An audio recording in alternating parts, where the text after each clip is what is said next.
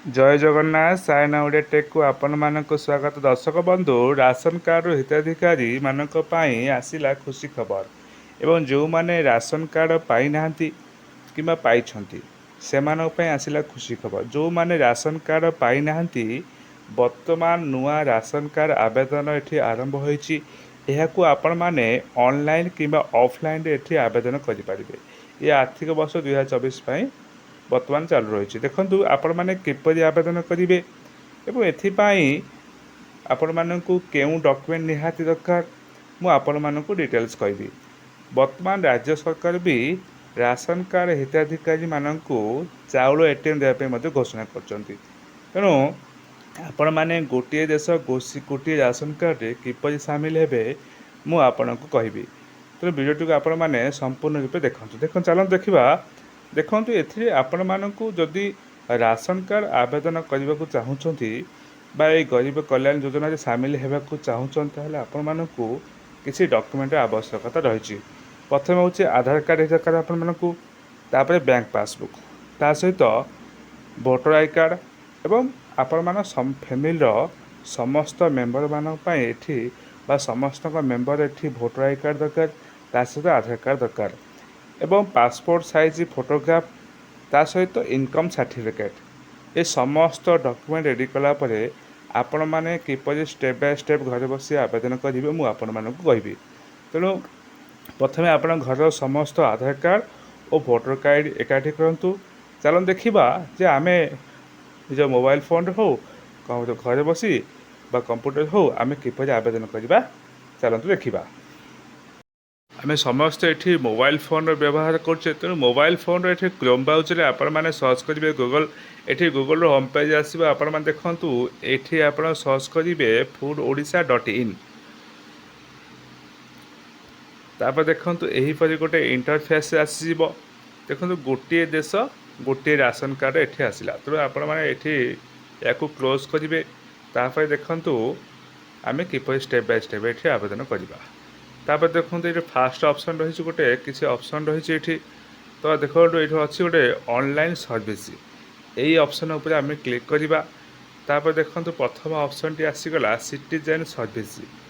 ତାପରେ କ୍ଲିକ୍ କରିବା। କ୍ଲିକ୍ କଲା ପରେ ଦେଖନ୍ତୁ ଏହିପରି ଗୋଟେ ଇଣ୍ଟରଫେସ୍ ଆସିବ।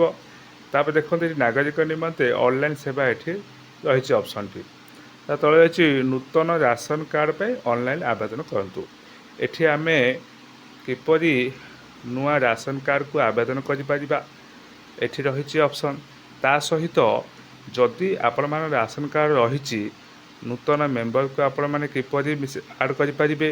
ତା ସହିତ ଯଦି ରାସନ କାର୍ଡ଼ କାଟିବାକୁ ଚାହୁଁଛନ୍ତି ଫ୍ୟାମିଲି ମେମ୍ବର କାହା ସହିତ, ଏଠି ଆପଣ କିପରି ଡିଲିଟ୍ କରିପାରିବେ ଏବଂ ଆପଣ ଆବେଦନ କରିସାରିଲା ପରେ ଏଠି କିପରି ରାସନ କାର୍ଡ଼ ଡାଉନଲୋଡ଼୍ କରିବେ।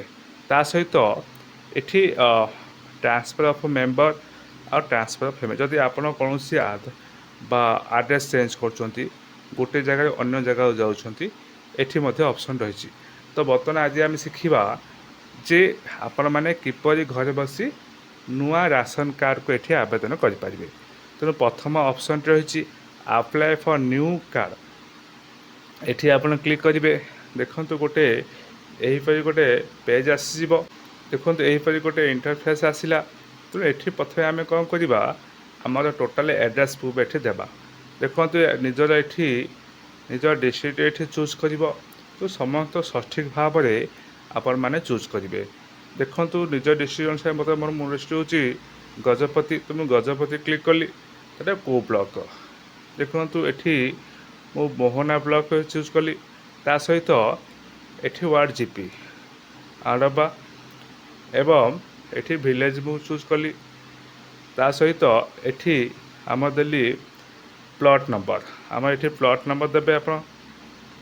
ତା ସହିତ ପିନ୍କୋଡ଼୍।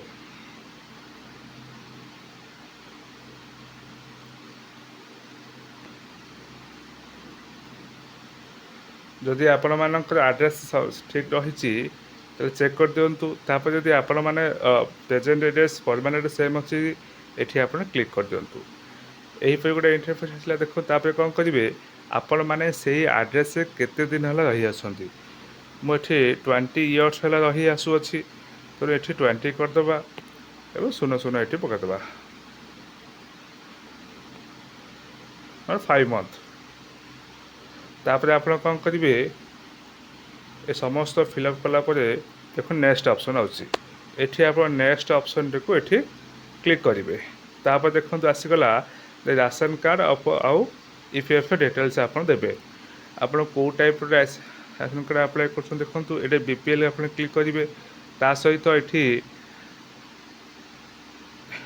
एफएफसी रे नेम क्लिक करेंगे तापर देखो ये अलरेडी ऑटोमेटिक ये कोड आसीज सहित व्वेट ये क्लिक करेंगे ये भी ऑटोमेटिक आसीज आप गोटे पर गोटे क्लिक करके सठिक भाव में आवेदन करेंगे ये 5 kg राइस देवी ये मुझे देखु सिलेक्ट ईपीएस आप देवे सठिक भाव में ये समस्त आप ऑटोमेटिक फिलअप होगापर देखु आपण मैंने कौन करेंगे ना ये नेक्स्ट ऑप्शन को ये क्लिक करेंगे तापर देखो समस्त आप देलापर ये आप निजर एड्रेस प्रूफ फैमिली डिटेल्स आप रखिए तार देखो ये आपण ना देवे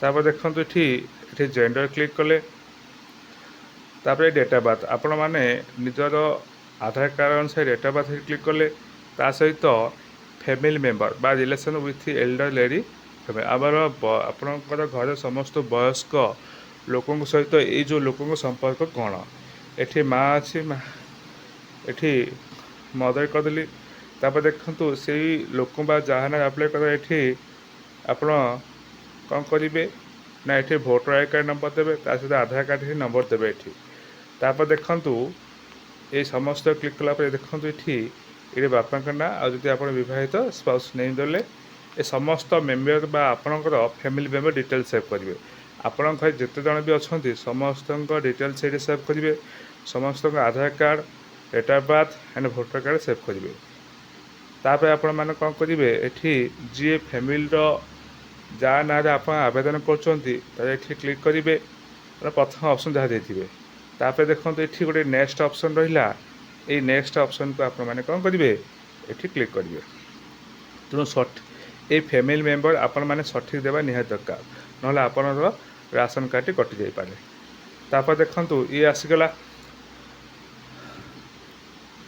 तेणु आपण मैंने फैमिली मेंबर डिटेल्स देलापर देखो अदर इनफर्मेशन देवा पड़ो ये डिस्ट्रीब्यूटर कंपनी ये देखु आपण मैंने जदि इलेक्ट्रिक व्यवहार कर इलेक्ट्रिक आप इलेक्ट्रिक बिल डिटेल्स देवे ताकि देखु आप गैस इलेक्ट्रिक बिल आप इलेक्ट्रिक कंज्यूमर नंबर देवे ता सहित इलेक्ट्रिक कनेक्शन ओनर आप क्या ना इलेक्ट्रिक बिल रही डिटेल्स आप देवे ता देखु ये रही एलपीजी तो आप मागना गैस पाँच कौ कंपनी गैस पाँच आप एलपीजी कंज्यूमर नंबर ये समस्त फिलअप करेंगे और मोबाइल नंबर तो निहात दरकार तास देखु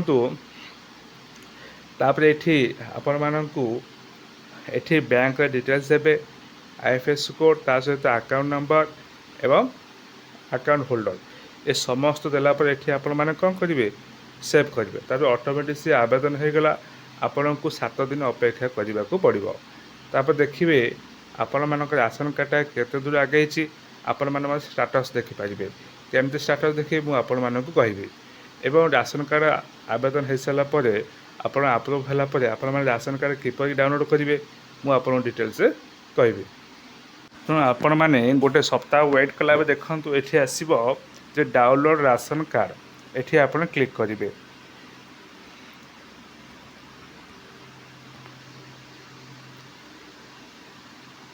देखु आपण आवेदन कर आरसी नंबर टी आपण मैंने सबमिट करेंगे तापर आपण मैंने निज राशन कार्ड को ये डाउनलोड करेंगे यहीपरि आपण मैंने स्टेप बाय स्टेप घर बस आवेदन करें ये नूतन राशन कार्ड में खुशी खबर तो जो वीडियो आप भल लगे लाइक सब्सक्राइब निश्चय करूँ।